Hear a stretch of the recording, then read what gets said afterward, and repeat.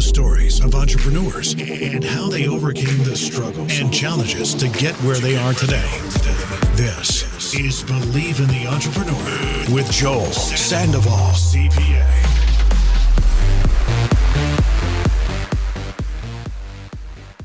Welcome to another episode of Believe in the Entrepreneur, and I'm super excited because I have Tony Nguyen in the house, who's pretty successful story.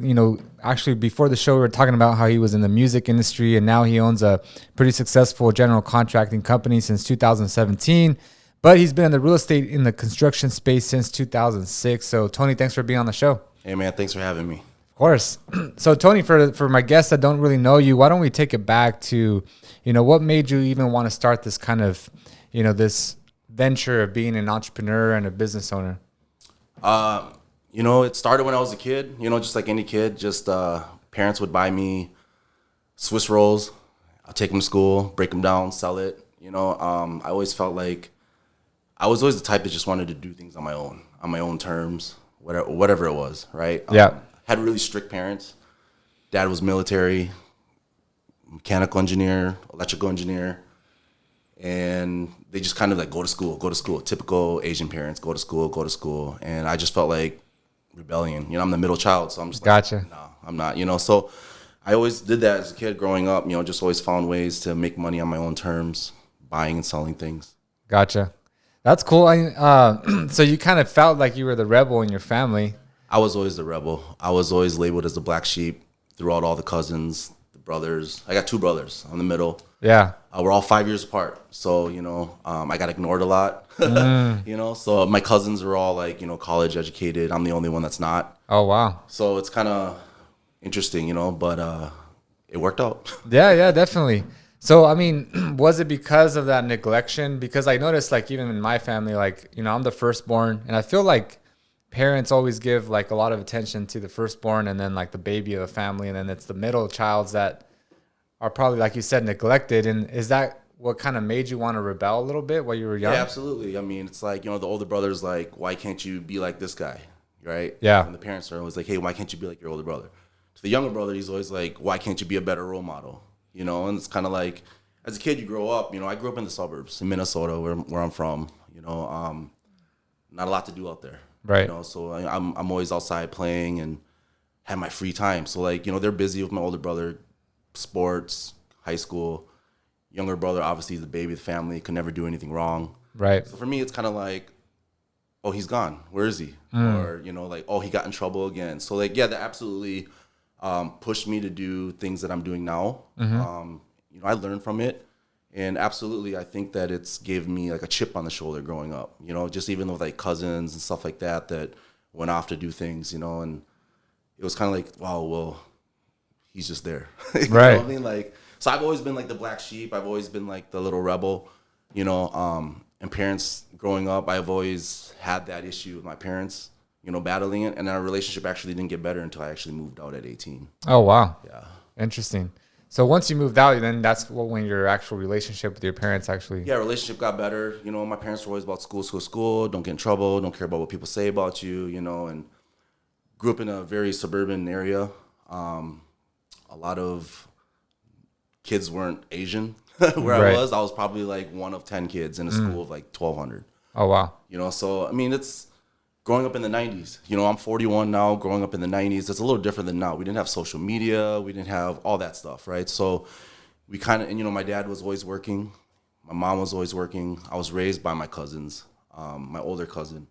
And so it's like I kind of had to find my own way, my own path, stuff like that. So it definitely molded me to who I am, Gotcha. So obviously, that had a huge impact. So moved out at 18 years old, and now, did you decide, okay, I'm going to be an entrepreneur from... Yeah, I just had like odd jobs, man. I would work at like, my first job was like Subway, Gotcha. And, I always figured, I was like, oh, they're doing this wrong. Like I was always analyze everywhere I was just analyze this business. Like, oh, this is what they're doing wrong. The Subway I was at, absentee owner, he was never around, and then I worked at like a car wash, and like, again, production. I was like, man, they're doing this wrong. So I've always found ways the businesses were doing things wrong. Gotcha. And then like I always told myself, like, man, I'm never gonna work for somebody. And I wasn't a great kid. You know, I got in a lot of trouble growing up. I'm actually a high school dropout. Oh, wow. So, you know, I dropped out at end of 10th, going into 11th, you know, didn't really, school wasn't for me. Yeah. Right? It wasn't that I wasn't smart. I just wasn't patient. You know, always felt like, okay, I can do this better. Things can be done better. So, you know, I've always had like odd jobs here and there. And then like right out of when I was supposed to graduate high school, a buddy was like, hey, I'm doing mortgages. You know, this is early 2000. Okay. It's like, hey, why don't you just come join me? You know, and it's like, you could be your own boss. You could do whatever you want. So I was like, okay, I'm going to give this a try. So, you know, I gave it a try. Was pretty successful at it, you know, cold calling. You know, they didn't give you any hot leads or anything. And then I just realized I'm doing a lot of loans for investors.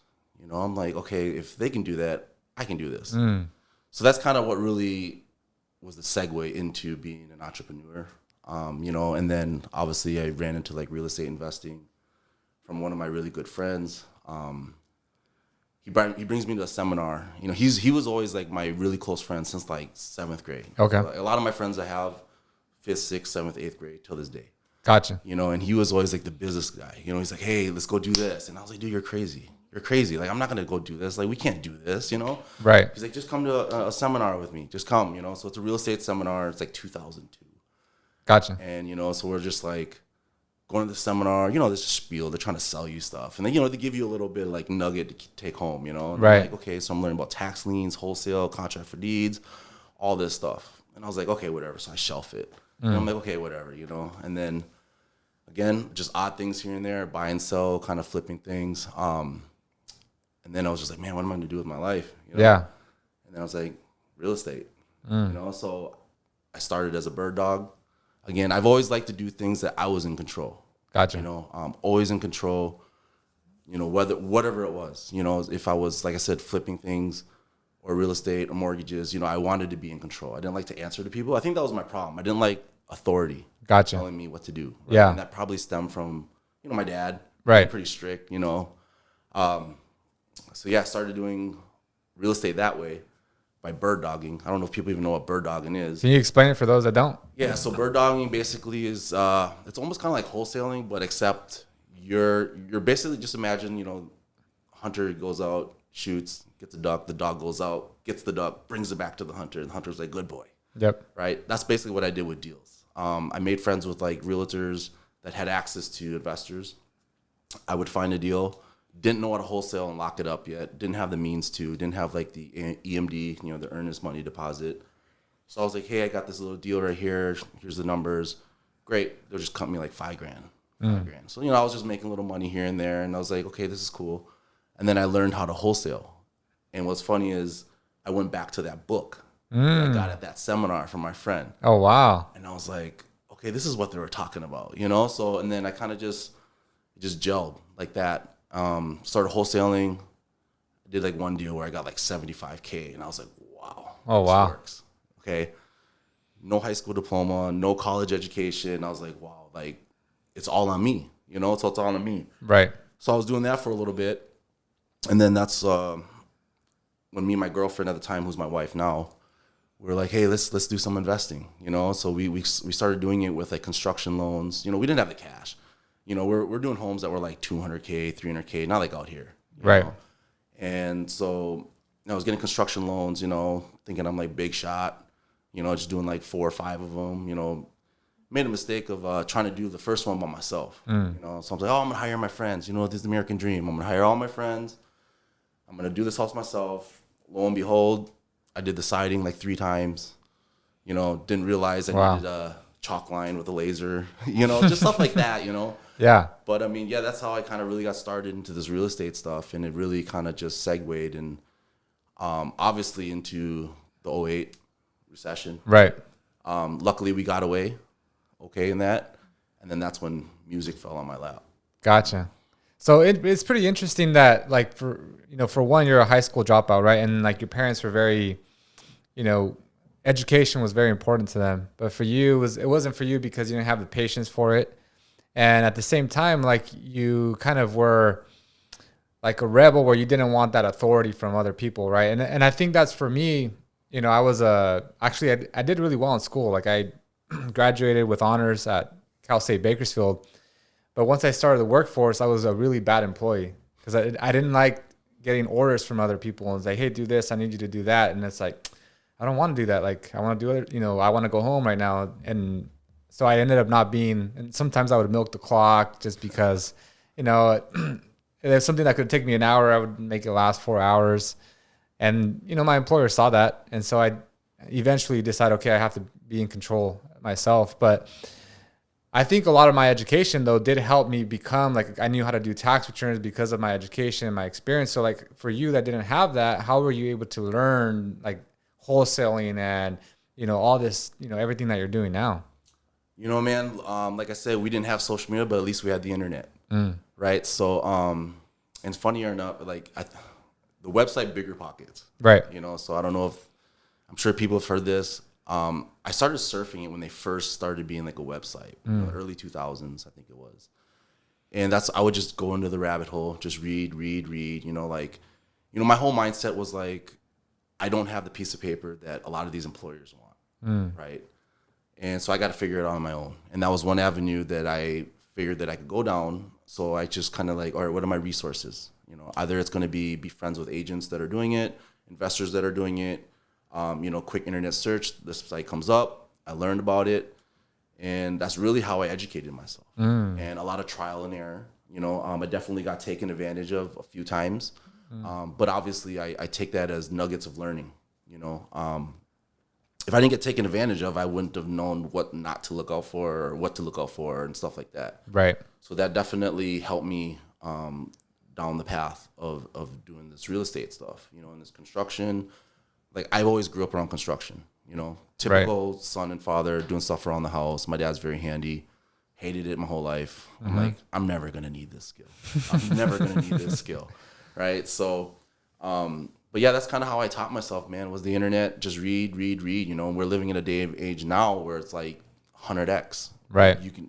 There's no excuse for anybody. Right. Right. So that's kind of really how I did it. And then I just, like I said, just continued networking, meeting realtors. And I think just like my tenacity of not giving up and just that chip on my shoulder is kind of like what broke the barrier down for a lot of these people that I was meeting. Right. And like my work ethic just kind of played it out. Yeah. So I have a question, because one of the things, you actually, even though you didn't have the formal education, you were still getting education from other resources like Bigger Pockets, right? Now they have this huge podcast. Also, the internet searching. Also, you had resources, other, real estate agents or other partners. But when someone, like, for people that don't really like school, like for me, reading a book is very difficult because I'm a very visual learner and I just, I don't have the patience for it. So, like, how did you have the patience? I could imagine, like, someone that didn't really like education, how did you have the patience to, like, I'm going to study this industry and try to really get good at it? I guess the word passion is a very overused word, right? So for me, it was just the obsession of figuring it out. I hate reading books. Yeah. Even though I know it's good for you. Don't tell my kids that.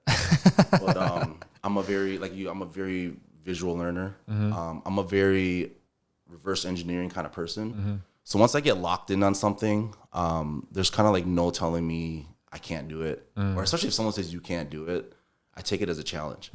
So I think for me, like, that's how I kind of really locked in, was kind of like, okay, I'm in my 20s.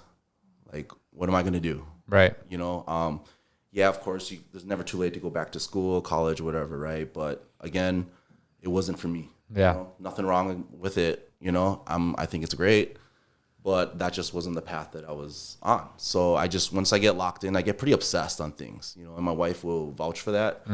Whether it's like cars or like any kind of sport that I like I just obsess over it, right? I always try to figure out how. I was always taught to ask why a lot. Right. So it's like annoying, because my 3-year-old does it right now. They go through that and they want to know. So like you kind of like have to, that's how you absorb things. Right. So it's like, why are you doing this? And why did you do that? And okay, so well, you did it like this, but why? Right. Why? So I kind of have that mentality going into, and I deep dive into whatever I get obsessed about, and then I kind of just apply it to like myself, how it would work for me. Right. I used to go to networking events by myself when we first moved to California because I didn't know many people. you know? So I was like, what's the worst that's going to happen? You Right. know? So like I said, once I lock in, I get obsessed with something, like I just find any means to just kind of like get through any hurdle I come across. Gotcha. Yeah, I think that obsession or passion, is very important because it's almost like you're not going to quit. Like you're going to keep going until you obtain that result. And I'm kind of the same way. I'm like very goal oriented. Like once I made a goal, like, hey, I got to hit this target. Like everything else is a distraction, and I have to like make sure Absolutely. I get it. But there's a saying that we have in the office. Like I try to train my team that says like how to be in why, asking why.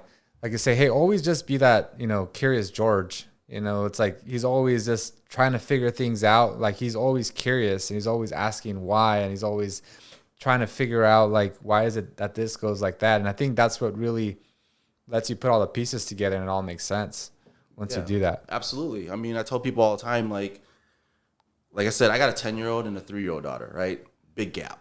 2 girls. I'm a girl dad. So like my 3-year-old, I'm spending a lot more time with her that because I was working so much when my 10-year-old was growing up, so I wasn't really around. But like, if you can tell, like you tell kids all the time when they're growing up, you could be whatever you want, shoot for the moon, dream, right? So as adults, somewhere along the line, you lose that. Somebody tells you like you can't do that or you can't, and then you stop asking why. Right. You know what I mean? But that's like, maybe I didn't grow up. I don't know. Like I'm always asking why. I'm always curious too, because especially if I see someone doing something that I lock in on or I'm very obsessive on, and if I don't, even if I don't end up being good at it, like I still want to go through it. Right. And like I said, I'm very right to left thinking, very reverse engineering how things happen. Why did it happen? Why did they do this? Well, why did they do that? So I think that's very important for people that don't want to go to school, want to be an entrepreneur, that need to figure things out. Like no one's going to give you the golden ticket. Right. Nobody's going to give you the golden ticket. You are your own ticket holder. Yep. You know what I mean? And like, I've gotten a lot of nuggets from people that have told me that, even in like the music industry, like I did music licensing. It fell on my lap, by a booking. I booked a YouTube pianist, David Sides. At the time he had like 150 million views. I booked him once, and I was like, okay, I'm spending money to book you. I'm flying you and his current management at the time. We're throwing a big event for the Red Cross because, in Minneapolis, we had this bridge collapse. I think it was like 06, 07. Okay. And so I'm booking him, and it was like, the show was just popped off. It was just like, it was a hit. He had problems with his management. And after the show, he's like, hey, I'm going to fire my management. Do you want to manage me? I'm like, why? He's like, I'm not happy how they want to do things, how they're running things. I like what you're doing. I'm like, but why? I don't know anything about music. Yeah. He's like, I could just tell, type of thing, right? So we hit it off. We became really good friends. We traveled the world together. We did a lot of things together, and that was like a run from 2007 to 2014 until I moved out here, and, again, asking why. Right. I didn't know anything in music. And I met a lot of people. And, it was because they were trying to get to him, right? So, like, right. I'm talking about, like, people from, like, the big labels. I met a lot of people, and they would always tell me, like, you guys think you're working hard, but there's kids that are 18 that will fly to LA and work 29 out of 31 days. Wow. You know what I mean? So, like, you're your own ticket holder. No one's gonna give it to you. Right. And matter of fact, like sometimes entrepreneurship might not be for you. Right. But you're not gonna know unless you try. Yeah, 100%. You know what I mean? But you gotta like eat, breathe, shit it. You have to, like, whatever it is you choose, Yep. like and I get a lot of questions all the time to this day, like, how'd you do it? Like, number one, I don't think I did anything. Number two, I don't think I'm successful at all. Right. Because it's about who you surround yourself with. Right? Yep. And number three, I can't tell you how I did it. Yep. And I tell people all the time, one day it's going to click for you. One day it's going to click for you. One day you're just going to see the light, and it's up to you to take that light and run with it. And it matters what have you been doing up to that time? Are you prepared? Right. A lot of people act like they want it, and when it's time to come and get it, and they get it, they are not ready. Right. That's why you see a lot of businesses fail. This is why you see a lot of people just fall apart and break apart when pressure gets put on them. Because they act like they really want it. But do you really want it inside? Like, right. Like you said, you went to school. You knew what you wanted, but you were working for the man or whatever it's called, right? Right. And then you realize the shit ain't for me. Yep. Right. And so now you're out here doing your own thing, and now you started your own thing. Like you can't have this if you don't really want it. Right. And to maintain it is a whole different ballgame. 100%. You know, so yeah, that's awesome. So I mean, you're doing, you know, obviously real estate. You saw real estate investors have success, and you knew like, all right, I can figure this out myself. Started investing and reading and researching, and then you come across this music opportunity. So do you let this real estate thing on? Like, did you put it on hold, and now it's all in on this music, or? I kind of didn't really put it on hold. I kind of just like pop, you know, 1 foot in, 1 foot out with it, because obviously I still needed to make an income. Right. Right. So I would just do enough just to kind of like survive. Music, I was kind of really going all in. You know, I was investing a lot of the money I made in real estate into this because he didn't have any money. Gotcha. Right. He's a college student. You know, didn't really have any money. You know, we're trying to really take it to a different level.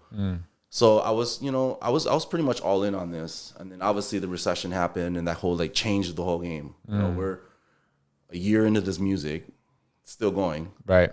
And then, but the investing kind of changed because I was still like a investor. You know, I wasn't really like an investor. You know what I mean? Right, like right. I was like faking it kind of thing. You know, 'cause Okay. I'm just doing deals here and there. Like you're not really an investor. It's easy to be successful in a high market. Right. You know, like this next recession that comes, or if we're in right now, it's gonna really weed out the players. Oh yeah. Right. You know, and if a lot of people should have spent their time when it's like a high market, like, you know, good economy to hone your skills, right, in relationships. So when the market does downturn, you still can, you know, move around. Right. But, you know, so when '08 came around, it was kind of like, oh, crap.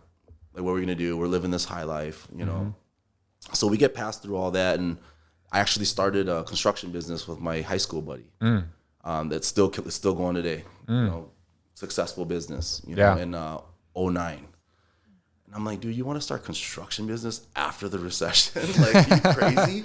And he's another one of my friends, you know, one of my best friends. And, you know, he's same thing. Like, my group of friends that I grew up with, we're all entrepreneurs. I mean, I'm successful businesses, really successful businesses, you know, like 8 figures, really good, you know. We're all boneheads, you know. And I'm like, we made it, right? But, you know, I did that business with him, and I was the operations manager. So that's why I was doing that, and I was kind of doing that with the music. You know, music, again, is I can control what I wanted to do, you know, at the time. So that's what I was really kind of doing. And then music obviously brought me out to LA. So I had a recording studio in Minneapolis, had a lot of artists come through, music licensing, and I had to figure a way, how do I get myself paid? You know, 10% of everything's not going to cut it, you know? Because that's kind of like you eat what you kill kind of thing, right? So if I don't bring them anything, or if I don't get into any deals or anything like that, I don't get paid. Right. So I figured out what publishing was, you know, and I figured that, okay, well, I own the studio. Everybody that comes through here and wants to produce or write something, I'm going to take a piece of the publishing. They had no problem with it. But what they didn't understand, I mean, some people do understand, is like publishing lasts forever. You can't take that away. You know, unless I sell my rights, type of thing, right? So that's what I was doing, and then it brought me out to LA. I had a studio out here in North Hollywood, you know, and you know that only lasted a year, you know, because when I was out here, I was focused on other things a little bit, and I wasn't really running and managing it, and then it kind of just fell apart with the partners I had here. Gotcha. So interesting. So, I mean, you know, one of the things that you started a construction business, right? And I think that you said that your friends are all kind of like knuckleheads and there's I think Robert Kiyosaki says, like, you know, it's always the A students that work for the C students. Absolutely. Because the C students are always, you know, they just want to delegate everything, and they're very just visionary, right? As opposed to very detail oriented, you know, and that's why I feel like the A students end up working for the C students. But for you, I mean, obviously you came across these different opportunities. You kept your foot in one door, you know, you kept your foot in real estate, but then you were also doing this music. So when did you decide to part ways from music and like, all right, now I'm going to go all in on this? Yeah. It was when that studio in North Hollywood kind of fell apart. I kind of went through a moment where I was like, man, what am I going to do? I'm in California. I got a 2-year-old daughter. My wife, she's been with me for 22 years. Today, up to this year. So, she's just like, know, I'm like, what am I gonna do? We're like halfway across the country. We don't have family here. And then she's like, why don't you get back into house flipping? And I'm just thinking, I'm like, and this is when houses were like $600,000-700,000. I was like, man, we don't have the money to do that. Yeah. So funny enough, I was searching from Craigslist and I found an ad for a project manager. And I was like, I'm gonna apply to this. So I applied to it, and the day we were moving from our first house when we first moved to LA to our apartment, I get an email. It's like, hey, we're gonna be in Gardena. We want you to come walk this house with us. The day we're moving, I'm like, oh shit. I'm like, babe, I gotta go. She was like, do your thing, you know? So I just made sure the movers moved the stuff. And she stayed home, and I jet down there. I'm wearing my moving clothes, right? So I got like sweats on and stuff like that. I show up, and there's like 8 people there. Everyone's in a suit with a notepad. I'm like, oh shit. You know what I mean? I'm like, oh shit. Yeah. And then so I get there, and then, you know, I introduce myself. I meet the guy there, and he was the construction manager for this investment firm in San Diego. And they were looking for someone to run LA. And so, you know, he goes, okay, everybody walk it, and write down your notes on what you think. Everyone's walking around, you know, their suits on, and I walk around, and I'm just picking out everything. I'm just like, this is wrong, this should be done, this is done wrong. And these guys with the suits and the notepads were writing my notes down. And I think they recognized that. And then, so, you know, we went home, and then I get an email. They're like, hey, we want to hire you. Can you come to our office? You know? I'm like, damn, San Diego? I'm living in Woodland Hills. Right. So I jet down there, and I take, because I'm in desperation mode at this point. Yeah. You know, I'm like, either I can move back home with my tail between my legs, but that's not my personality. That's not me. So I go down to San Diego to give me the job. They don't tell me how much they're going to pay me first until I get there. $15 an hour. Oh, wow. I'm like, oh my gosh, you know, but I took it. Yeah. I took it. And, you know, I complain about it sometimes. And my wife's like, look, if you never did that, you wouldn't be where we are today. Yeah. So, you know, I did it. I put my pride aside, and I did it, you know, because I got kid, you know, and I used it as a foot in the door into the LA market. You know, I was running like 25 projects a year for them. Oh, wow. And we were, you know, we did it for about a year and a half, you know, and just running through these projects for them, you know, and that's kind of how I got my foot in the door here, you know. And then funnier enough, I was just on Bigger Pockets. This is probably what, like, 12 years later. Really? I'm on Bigger Pockets, and I'm like, you know what? You know, because I kind of felt it, you know, like they weren't appreciating me, right? So, but I kept my head high, you know, to just like, look, I'm just going to do the best I can do, and I'm going to use this as like my launch pad, my portfolio. So I was posting, I didn't put the address, but I would put like, you know, photos of before, after, and stuff like that, and people would kind of see on Bigger Pockets like the timeline. Oh, he posted on this day, and he posted on this day, and it was finished. And then eventually I put the address. And then they could see when it was bought, when it was sold, and the prices and stuff like that. But they just didn't know how much we were spending, which I never revealed, right? And then what's funny is I was sitting on the couch one day watching TV. It was like 10 o'clock at night. I'm on Bigger Pockets. My wife's like, dude, you're always on this thing. You know? I get a direct message, and it's from a name, Shanahan. And he's like, hey, I really like what you're doing. I'm about to buy a property in Winnetka. Can you meet me there? I'm like, okay, this could be cool. You know, I'm trying to maybe freelance, do stuff on the side. Yeah.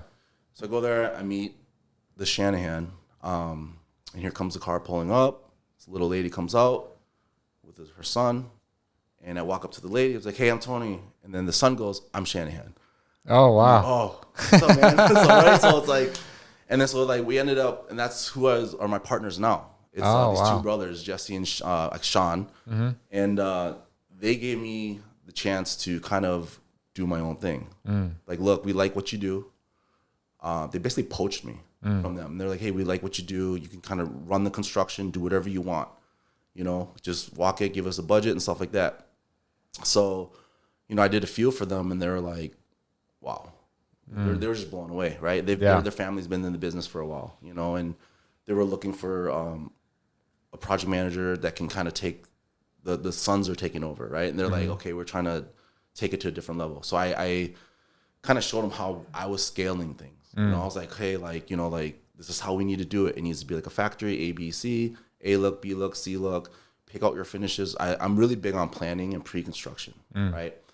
if you want to do 10 houses at one time, we need to plan these things out. We shouldn't be deciding what tile is going where, what paint color we're doing this. It's like, no, this is our price point. This is what we're selling. It's an A house. Cool, great. The only thing that we're going to make a decision on is structural changes. So that's kind of like how I fit into the piece. And then eventually I branched off from that firm and then just work with these two brothers. So that's kind of how we did it. And then and now we're like brothers, you know? So, you know, it's the older one, younger one that I met. And then I'm kind of like in the middle. Yeah. You know, again.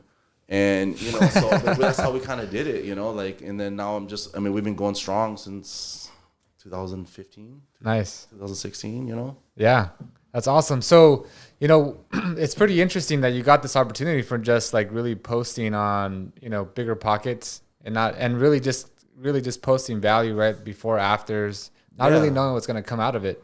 I didn't. So like, you know, when I was in the music industry, I met some really top people, and something that always stuck with me is like I was out partying once, and this dude, like, I'm not gonna say who it was, but he's like really well known. He's in an environment that I'm with. I'm like, okay, why are we here? I didn't know who he was at first, and he was just always like, look, you can't always put your hand out asking.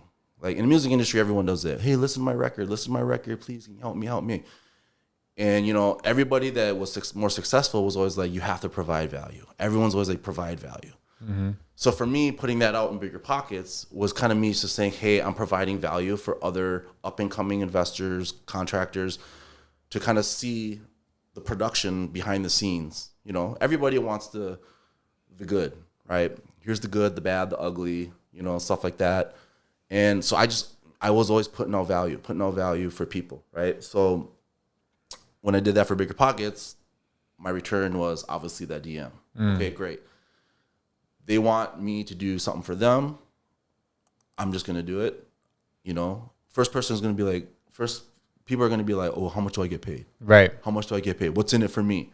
For me, I was like, I'm already making $15 an hour. What am I going to lose? Right. And like, mind you, I was driving to San Diego for 20-minute meetings and back. Oh, wow. Talking about 5 hours round trip. Wow. Right? Value.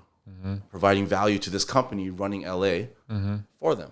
Eventually, there's a breaking point, right? Right. So that's when you find something else to do, which is when I'm in this situation now with this family. Provide value. My value to them was knocking out these projects on budget, rarely, or on time, right? And making it easier for them. Their job is acquisitions, disposition, you know, getting rid of everything and buying, right? They had a gap to fill. So that was what it was. So I did a few of them, and they're like, okay, this dude's valuable. And then the older brother, one day I was just driving with him. He's like, how much do you want to make? Like what? Like he was just like wanted to see where my head was at. He's like, where do you see yourself in 5 years? How much do you want to make a year? You know, type of thing. You know, I think he was trying to gauge how much they should pay me. You know. Yeah. And I was like, oh, 150K a year, I'll be happy. You know.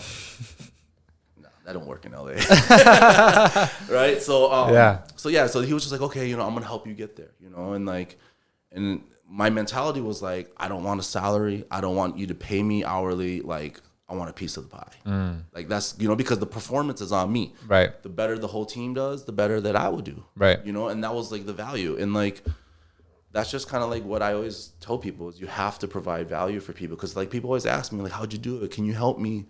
I know you're so busy, but can you help me? You know, but like if you recognize I'm busy, then why are you asking? Right. You know, but yeah, just provide value. That's all I did my whole life. Yep. You know, I'm coming up with a chip on the shoulder. You know, and I'm only a contractor here in LA because the contractors we were hiring would always drop the ball. And the reason why I became a contractor was because I wanted the ability to pull the permits, deal with the inspectors, access to labor on our terms. Everything is always done on our terms. Gotcha. Right? And that's the reason why I became a contractor out here. You know, I really I didn't say, hey, I'm going to move to LA and become a contractor. Like it fell in my lap, and I wasn't going to let these contractors we were hiring get in our way to do what we need to do. You know what I mean? Right. Interesting. So, I mean, so you obviously start providing value for these, you know, partners, and they see the potential that, you know, that they could build with you. And so they're like, all right, let's try to figure out a payment. How can we partner up for it to make sense for you and also for us? So you're making $15 at the time. So what's the offer that they give you, and what do you guys agree upon? So we talked, and we're still new in our relationship, right? So but I could tell they're just like me, like the way we are, and we're the same age, and then it started at a percent, real small percent, oh, we'll give you 0.5% of the sale price, almost like how agents get paid, right? So it kind of started like that, and then it slowly progressed to 1%, 1.5%, and for me, it was volume. Okay, we can do 5 properties, and the faster I can do it, the faster they can sell it, the faster I can get paid. Right. That was my mentality, right? So, and then now it's getting to a point where it's equity. I'm getting equity in the shares of the profits. And I think the real value that I got out of it was obviously the relationship that I built with them. Because we're like brothers now. Right. And it was the freedom that they allowed me to do what I want with the projects we had.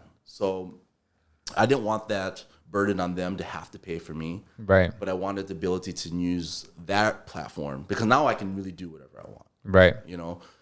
And then lo and behold, Instagram, right? So Instagram comes around, people's like, hey, I'm using Instagram to kind of just show what I'm doing, like everyone does, right? Right. I didn't know that a lot of people, what I call retail clients, would reach out.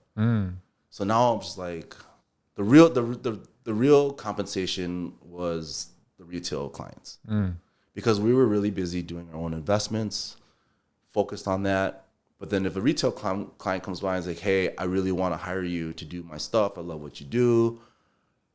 I will wait for whenever you open up. And then basically I'm at a point now where I could command my price. I can really command my price. They'll be like, okay. And then that's when it kind of clicked for me. I was like, oh, okay, well, I'm doing what I want. I'm doing what I love on my terms. I'm still get to do my investments, and you're willing to wait 6 months for me, Right. So that was the real compensation. Yep. And then that's kind of how I started the construction division. Because like I said, I was only in construction just to have access to all that stuff. Access to deals, be able to do the permits, access to labor for our own developments and our own investments. But now you got 20 clients that, hey, I want to do remodels or additions and stuff like that. And our clients aren't just our clients are pretty high end. Right. They've obviously scaled and got higher end type, we're doing stuff for the Rams office, the workers, the people that runs the stadium, SoFi and stuff like that. Yeah. So they're high end clients and they're very demanding, right? So that was the real compensation to be able to use that platform with this family to now springboard into the clients. Nice. You know what I mean? So yeah. That's kind of where we ended up. And then obviously I get to do deals with them, deals with other people that come this way, because everybody's always I hear what you do, but there's so many contractors out here. I just didn't get it, Right. There's so many contractors out here, but at the end of the day, it's about how you run the business and how you run the jobs, right? Which is what a lot of people take for granted. Wow. So did you land these retail clients just from Instagram? Is that how it kind of fell in your lap, or Instagram and network? I have a pretty good Rolodex. I've built a really good network through the 8 years I've lived out here. I've never really asked for any favors from anybody, from execs at Warner Brothers to labels everywhere. I never asked for a favor. All I did was I was able to meet them through maybe a friend of a friend, did their house, knocked it out the park. Oh, you got kids? I got kids. Great, we're friends now, and I never really used favors, right? Right. And then eventually they would just be like, hey, I know so-and-so, they're looking for a place and someone that they trust and to do their project, because when you're going to someone's home, it's a very private thing. Right. It's their, that's a really big accomplishment for people. Right. It's the quote unquote the American dream is right. in a house, right? So when you get to people to a certain level, they want people they can trust. They want their privacy. They want all that stuff. So that's kind of how it really stemmed. It was just through the network, word of mouth. I don't do any advertising really. It's all word of mouth. The Instagram ones that come in, I'm at a point actually right now where I kind of just deny them, you know, because like a lot of people are still stuck in the old ways of doing construction, and you know, clients, you know, like they're just shotgunning bids and stuff like that. And I kind of don't play that game anymore. Right. You know, so yeah, mostly word of mouth. Interesting. So, what kind of construction projects are you doing now that you're kind of like working on? Like, give me some examples of what you're. We do. So when we first started, obviously it was just like what everyone does, right? The quick flips, renovations, and stuff like that. Obviously, with the market changing, we've noticed the market change probably in like 2018, 2019. And so we kind of scaled back the amount that we were doing because, you know, real estate's always going up and down, right? The faster you can do it, the faster you can get on the market, the faster you could sell, the safer your money will be. Yep. When we started recognizing that, we were like, okay, guys, we need to go for bigger margins. The only way you can go for bigger margins is value add.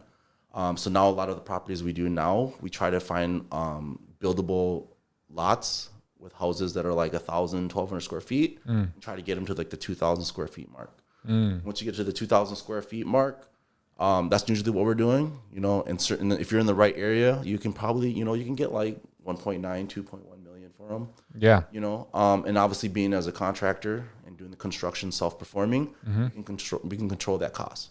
Right. So that's like kind of like our way of leveraging the down market, you know? So yeah, so like right now we're doing a lot of value add plays. We don't really do too much multifamily except for student rentals. We do some of that stuff. Okay. A lot of my client work is mostly full-scale renovations.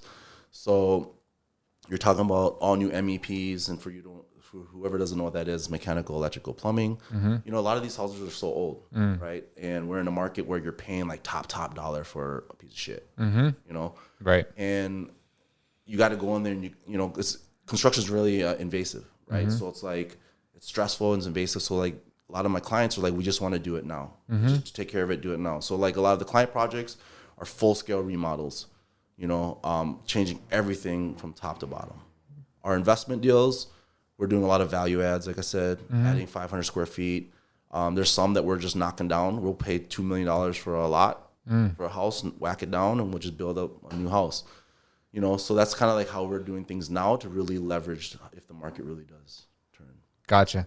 So how do you scope out a project? Because before the pandemic, I was actually, you know, planning on, you know, because we outgrew our office, but then we decided to go virtual. But before that, I was looking at commercial buildings, and there was like a lot, you know, I felt like I could get the best dollar bang for my buck if I bought one that was kind of like a fixer-upper. And I found one that was probably like 6,000 square feet, but it was built, I think, in the 80s, and it needed the MEP that you said. And, you know, I got advice from different contractors, different, you know, engineers, architects, and they were like, hey, you know, I think this is going to be $1 million, you know, project. So like, how do you do your scope and your planning? Because you said you're a big planner. So like, how does your analysis, you know, how do you do that? Well, it's different when it's a client project and if it's our own project. On our own projects, I usually do all the walks with my partners. And we just know what to look out for. You know, obviously the big ticket items are always going to be like your foundation, your MEPs, right? Roof. Those are really big ticket items. And then usually when we walk the interior of a house, I can see right away what needs to get done to make it sellable, right? At the end of the day, that's the goal, is to sell the property. Right. Keep your emotions out of it, walk the property, and whatever comps, you know, you obviously should do your comps before you walk this property and look at it. Otherwise, you're just wasting time. Right. Time is precious. And so when we're walking these properties, we already know and have an idea what we need to sell it for, right? We know what these comps look like on the inside. And the real estate investing world is a very copycat game. I see a lot of people out there that be copying us, and I do copy some people too, you know? And so when we're walking, you know, we'll notice things right away. The first thing I do is, you know, I check the foundation, look at the stem walls, stuff like that. We look at the roof. Like I said, you could tell my construction business in Minnesota actually is a roofing company. So I can just glance at it and can tell. A lot of people in California don't realize that you could have 3 layers of shingles on your house, you know. And if you have 3 layers on and the top layer is really jacked up, you're not doing a layover. You're tearing that thing all off. And most likely, if all 3 layers are pretty rotted, You're going to have some decking, which is the plywood. It's going to be rotted. So those are things that you can see right away that most people won't even notice.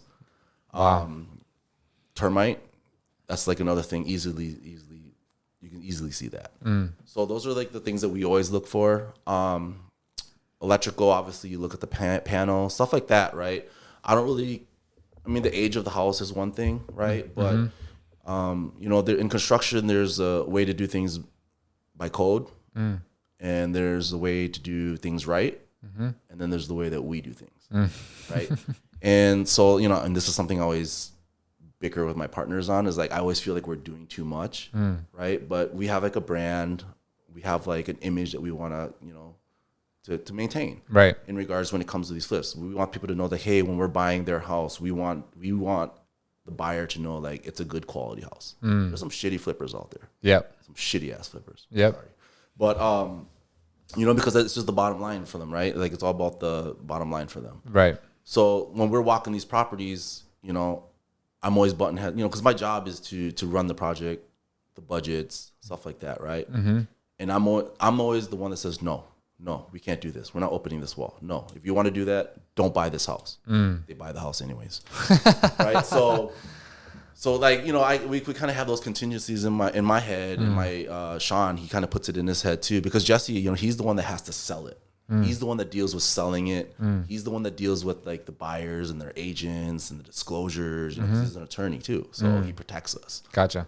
Where me and Sean, we're just like, oh, cheap as possible, make it look good, make it look like this. It's like, no, I don't want to do this. No, don't buy it, right? But so like those are like the main things I can always advise people to look out for, especially like HVAC, is part of mechanical. You don't always have to change out your HVAC. Like if it's, you could tune it up and stuff like that. It just depends on your price point that you're at.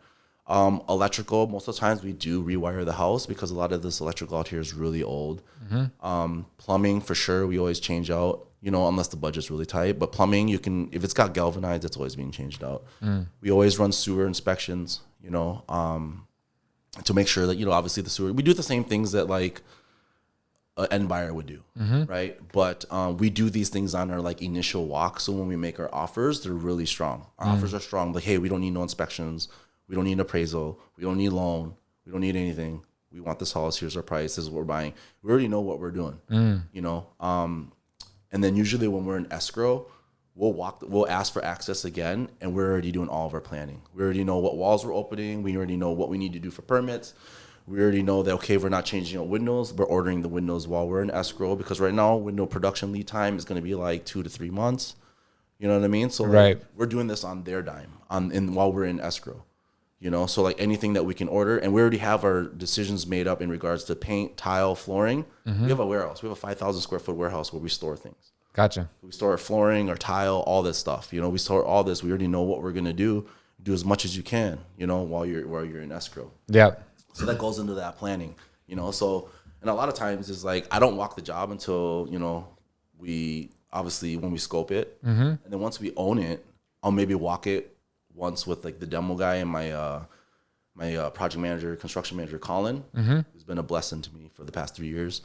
We'll walk it, we'll mark everything, and I usually don't come back until like towards the end, because we became really good at remote managing, like again, it comes down to reverse engineering, right? I already know what this house is supposed to look like for us to sell. So. And I've taught Colin, because he's running multiple projects, is if you know that the MVPs are coming after the framing, take your videos and take your photos now so you don't have to come back in 4 weeks. So you can just send these to the plumber with marked up photos, marked up videos, and they know exactly what to do. You give them the design sheet, and they know exactly what to do. So that's how you can do multiple projects. A lot of people don't think about that. Right. They always think about like, oh, okay, well, what are we installing? Like the day you're trying to install, you're trying to figure it out. Like, it doesn't work like that. Yeah, planning is so important. Like, we even do it in the tax industry. It's like people want to save money on taxes, but it's like you didn't do any planning to reduce your tax liability. Now you're trying to do it when we're preparing your return. Like that should have been done 6 months ago or last year. It's like there's nothing you can do now at this point. It's just, there's very little that you can do. That's how I found you. Really? No, like seriously, that's how I found you. And dude, I'll be the first to say it, like I'm the worst at that. I'm Yeah. the worst at tax planning, just like every other business owner out there. Yeah. And that's how I found you. I actually found you on Dropping Bombs. Nice. So I listen to Brad's stuff all the time, right? Yeah. And I was like, man, who's this guy? You know, and he's like, you're just dropping all these gems. I was like, oh, okay. You know, and then like, I think I made an appointment to try to have one of your guys call me, and I think we just never linked. Oh, gotcha. You know, like, cause I was like, cause I had a CPA, you know, but he wasn't like, I like people that are proactive. Yeah. Right. And like, that's the thing I always try to teach my guys, you know, in our biweekly meetings, be proactive, not reactive. Right. Right. Respond, don't react type Yep. of thing. And my CPA at the time, he's just like, okay, like, did you do this? Did you do that? You know, just asking the similar questions, just real robotic. Right. Like, it wasn't catered to like me, to Right. like what I am, to how I'm moving and stuff like that. So like, you know, I actually was looking for a new CPA, and that's when I found you. Yeah. Interesting. So yeah, we're going to talk about that later. For sure. That's awesome. So, you know, obviously you're doing a lot of planning for your business as well. And it's been, you know, that's kind of the key to making sure the project works.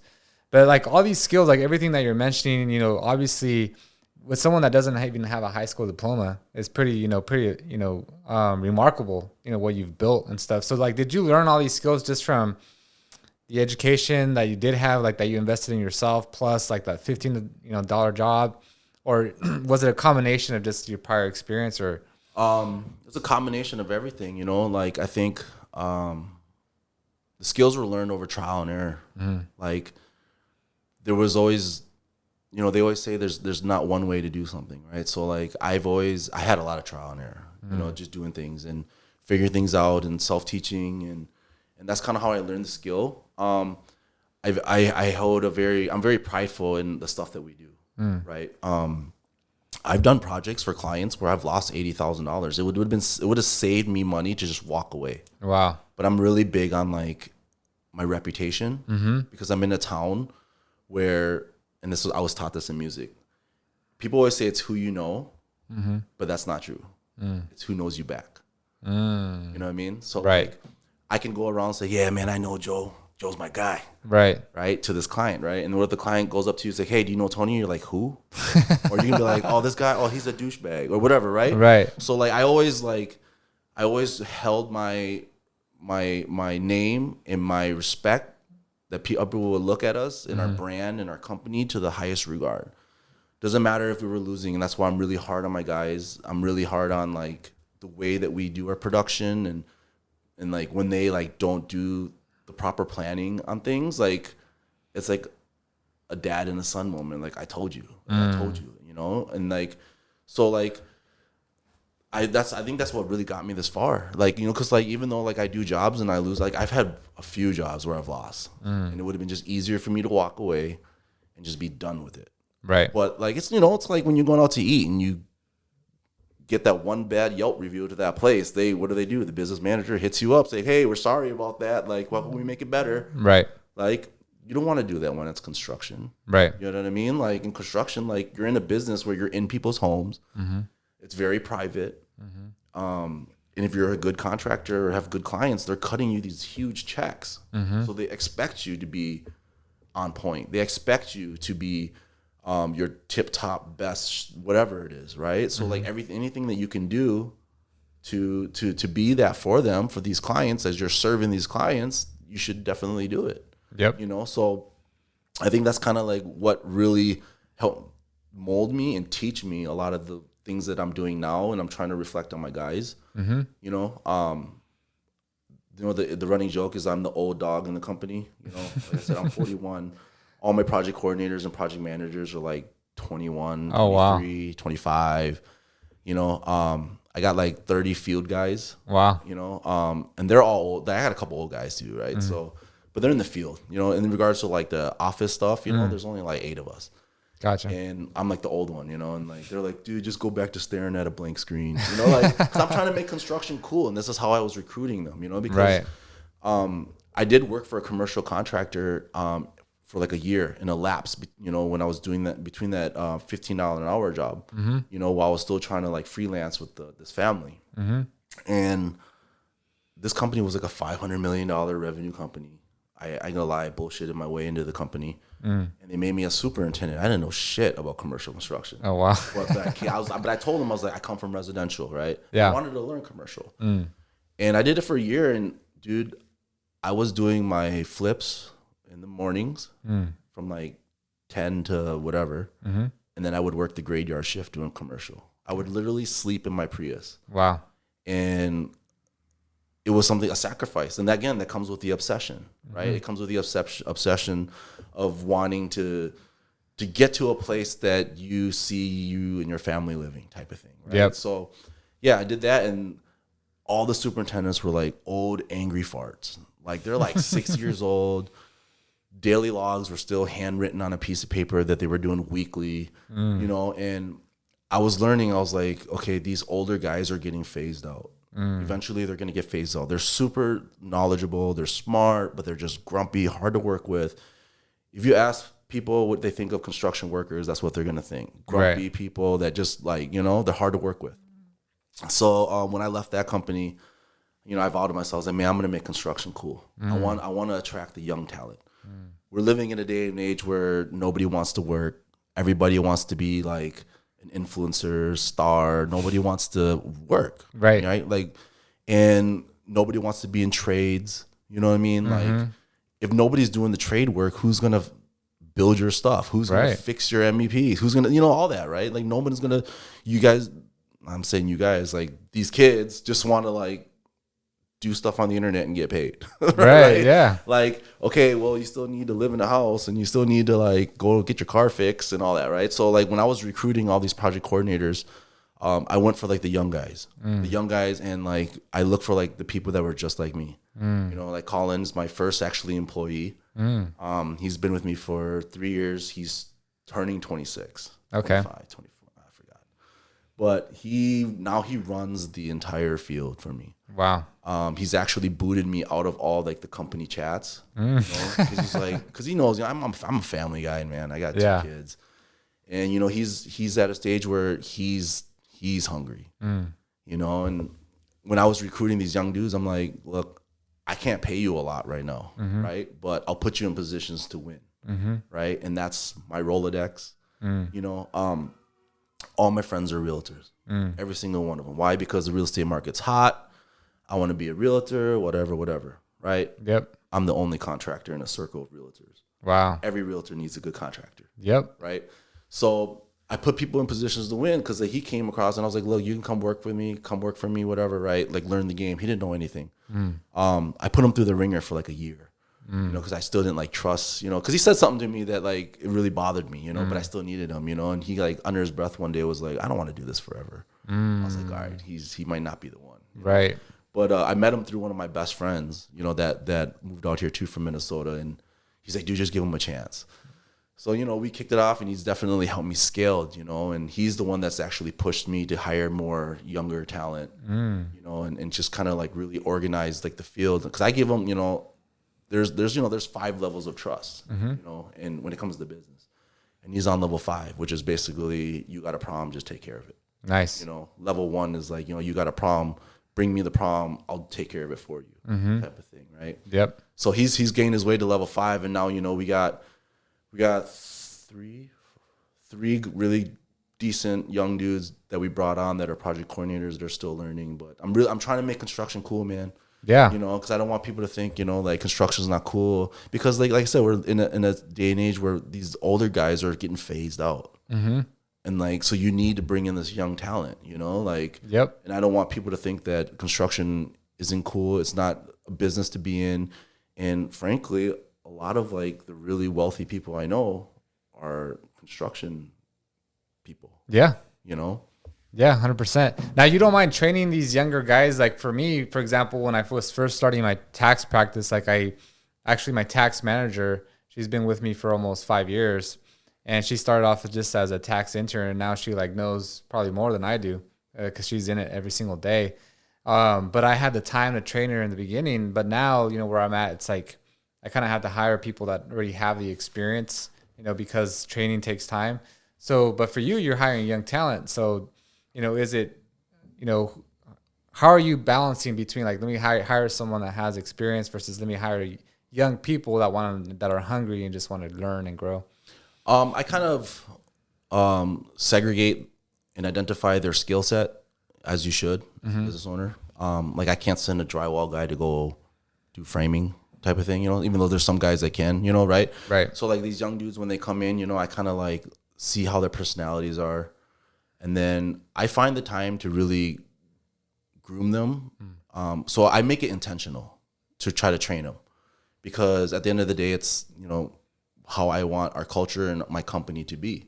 Right. And I want to work on the business, not in the business. Right. Right. And working on the business is going to be part of it is training. Right. You got to train these dudes, right? I gotta set the time for a few months, even if it's a couple times a month, to train them, so that like 8 months down the road, if they're still with me, they're growing into their own skin. Right. You know what I'm saying? So I find the time for it. Nice. You know, we do like a weekly mandatory meeting.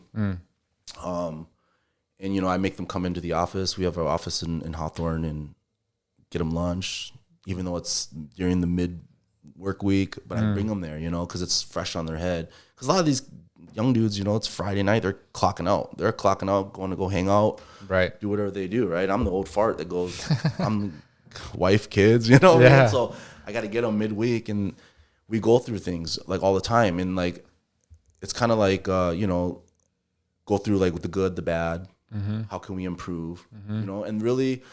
And I explained to them, I was like, you know, construction management is really just a glorified babysitting job. That's all you're doing. And if you're doing the work yourself, we've already failed. Like you shouldn't be doing the work. Not to say that we shouldn't do it, right? You know, because it shows me that you got grit, determination, right? But our skill set is to get people to do what they want when we want, right? Nicely as possible, right? But also be firm, right? Right. And that's kind of like a personality trait that a lot of them, because like some of my guys are really like timid, really quiet. You know, construction guys, they're rough, right? And I tell all these guys, I'm like, look, you guys are young, and let's just be real. None of us are Hispanic, right? Right. They're gonna look at you as like, who the hell are you telling me what to do when I've been in the industry for 30 years? Yeah. Right. And I told them, you have to command their respect. You have to identify these guys in the field to get them to do what we want. You know what I mean?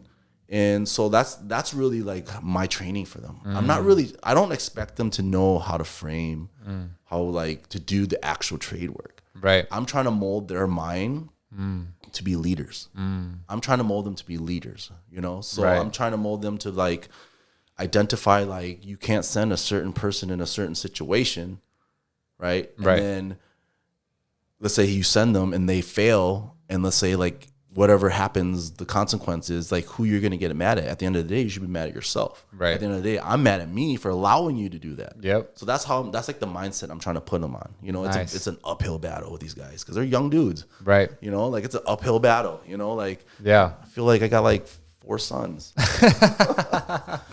That's awesome. So Tony, what do you have in store? I mean, that's pretty exciting that you have a young team that is hungry, and you're basically doing mindset coaching to really teach them how to lead and stuff. But like, where do you see yourself? Like, where do you see your company headed? Like in the next 3 to 5 years? I really see us doing more developments. Like so lately, probably the past year, I focused more on that stuff. You know, now that I got Colin kind of really running things and running the show, he kind of only comes to me when he needs advice or when, you know, there's like a major issue. So I kind of really see us continuing with like the client projects, but I really see us going into more of our investments and developments. We're getting ready because it's going to be a time to start buying and scooping up things. So, you know, even if the market's a downturn, you know, a savvy investor is still going to be able to move around and prosper in a down market. So that's what I'm really preparing for. The next 3-5 years is absolutely going to be for acquisitions, looking for land deals and stuff like that. So that's kind of where I really see it. In regards to the remodeling, I really think that even with like a down market, that the construction business is not going to get affected. I feel that like these end buyers and these clients are going to realize that, hey, maybe we shouldn't buy this big house, but let's put this money that we set aside into expanding our house now. And when COVID hit and everybody in the world will stop, construction was an essential business, so we took the protocols to maintain working. But we also used that time to hone our skills, hone our brand, and to make sure that when the market does downturn, that people still call us. You know, so I really see nothing but upside for us in both avenues, with the investing and with the client work. Awesome. That's awesome. So if anybody wants to find you, they can find you on Instagram under @isthatneef. So Tony, it's been a pleasure having you on the show, man. It's been, you know, inspiring listening to your story. So I wish you the best of luck in your business, future endeavors, and thanks for being on the show. Thanks, man.